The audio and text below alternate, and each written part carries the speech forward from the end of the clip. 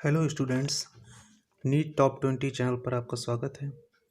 आज हम स्टार्ट करते हैं क्लास 11th में फिजिक्स का फर्स्ट चैप्टर, जिसका नाम है फिजिकल वर्ल्ड।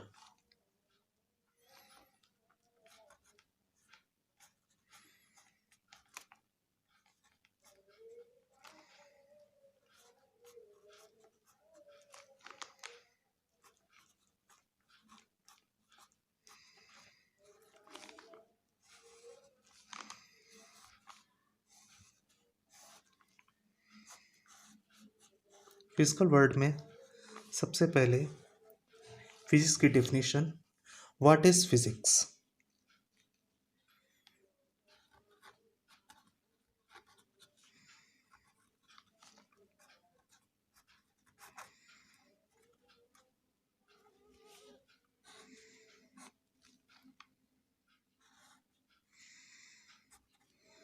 फिजिक्स क्या है? Physics is the branch of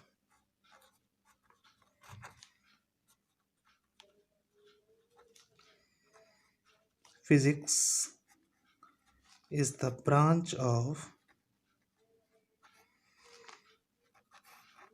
science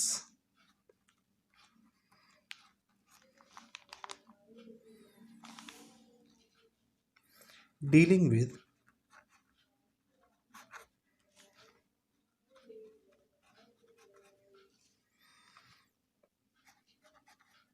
the nature and natural phenomena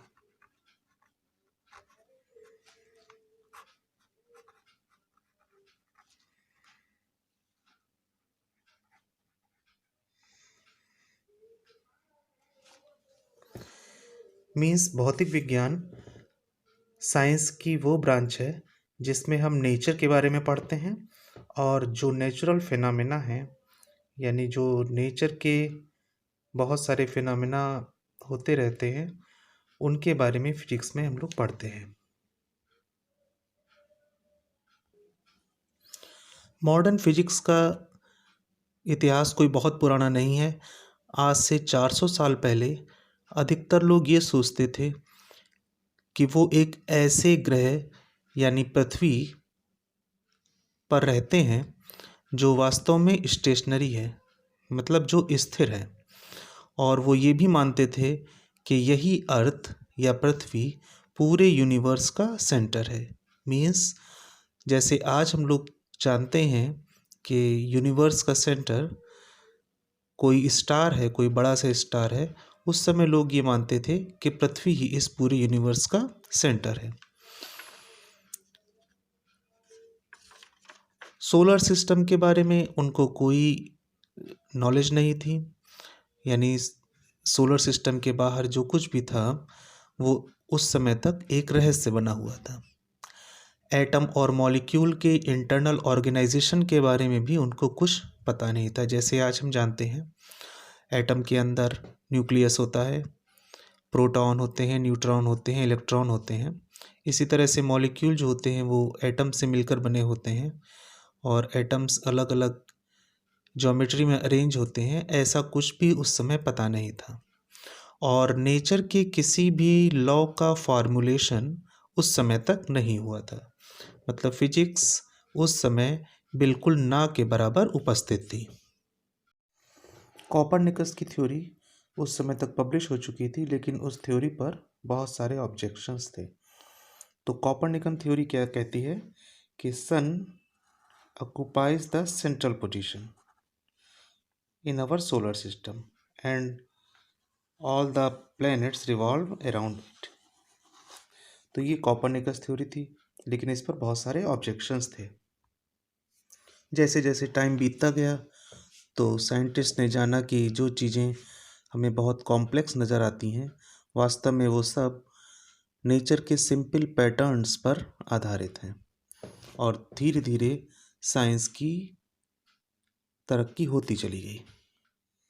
और अब बात करते हैं साइंटिफिक थ्योरी के बारे में। A scientific theory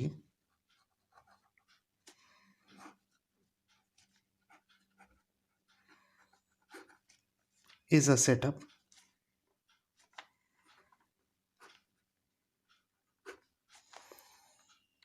that helps to explain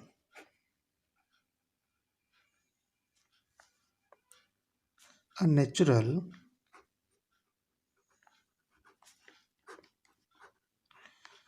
phenomena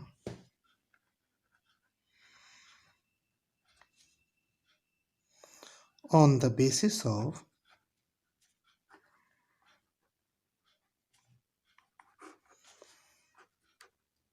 the established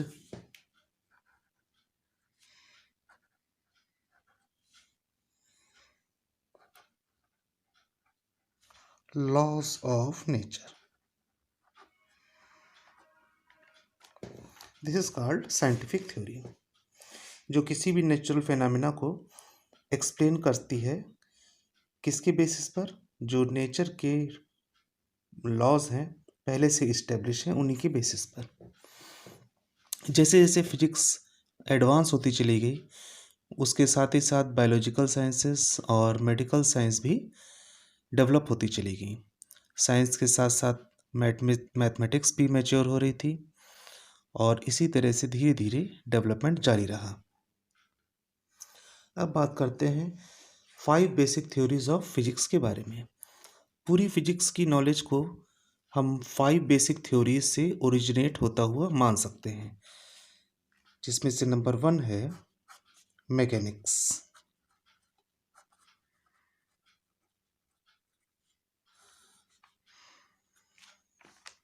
the theory of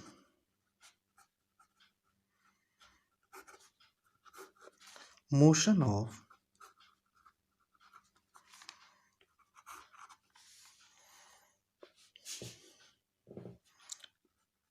material objects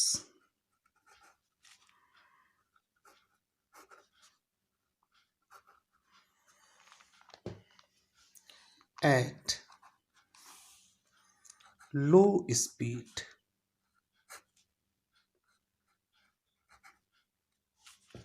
mechanics में हम लोग मटेरियल ऑब्जेक्ट्स के मोशन के बारे में डिस्कस करते हैं, लेकिन उनका जो मोशन होना चाहिए वो लो स्पीड पर होना चाहिए।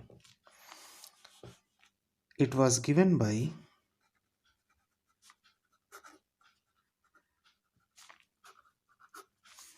Newton.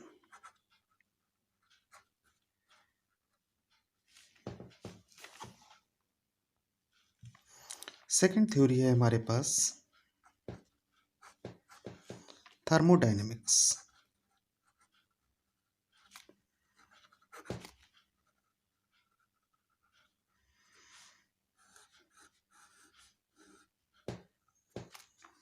The theory of heat, temperature,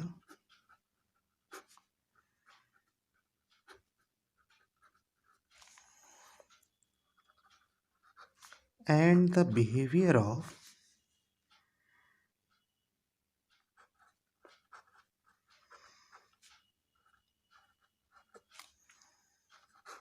of a system of a large number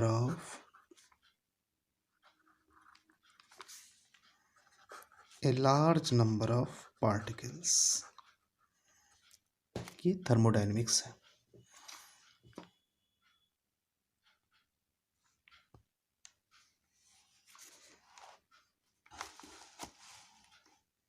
third theory है electromagnetism.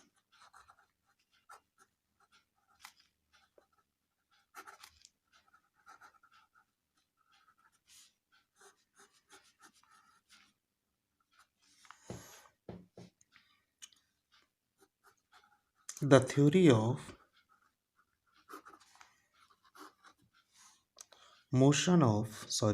the theory of electricity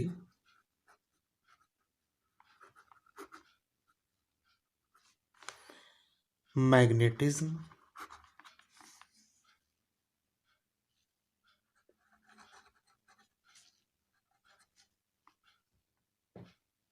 and electromagnetic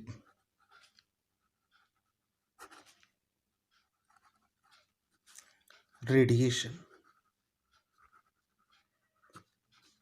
is known as electromagnetism. Fourth theory, relativity.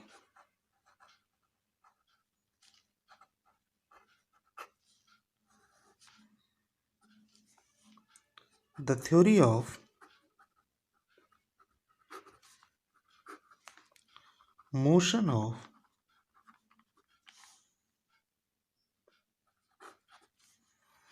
high speed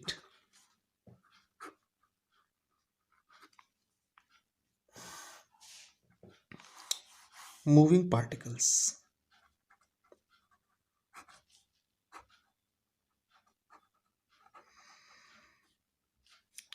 It was given by Albert Einstein.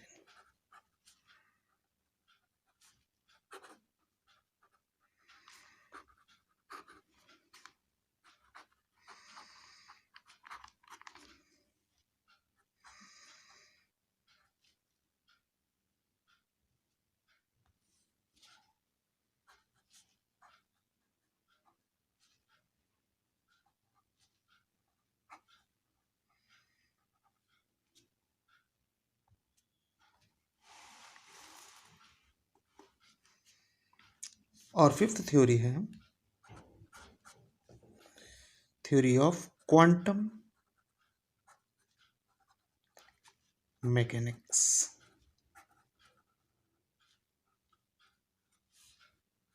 Quantum mechanics. The theory of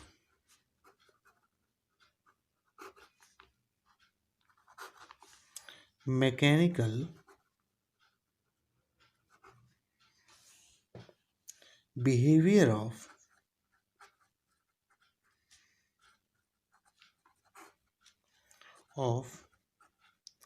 sub microscopic particles.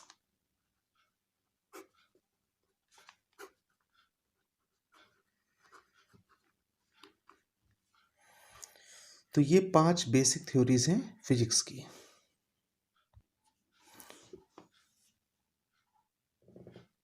So this was all about lecture 1 of physical world physics.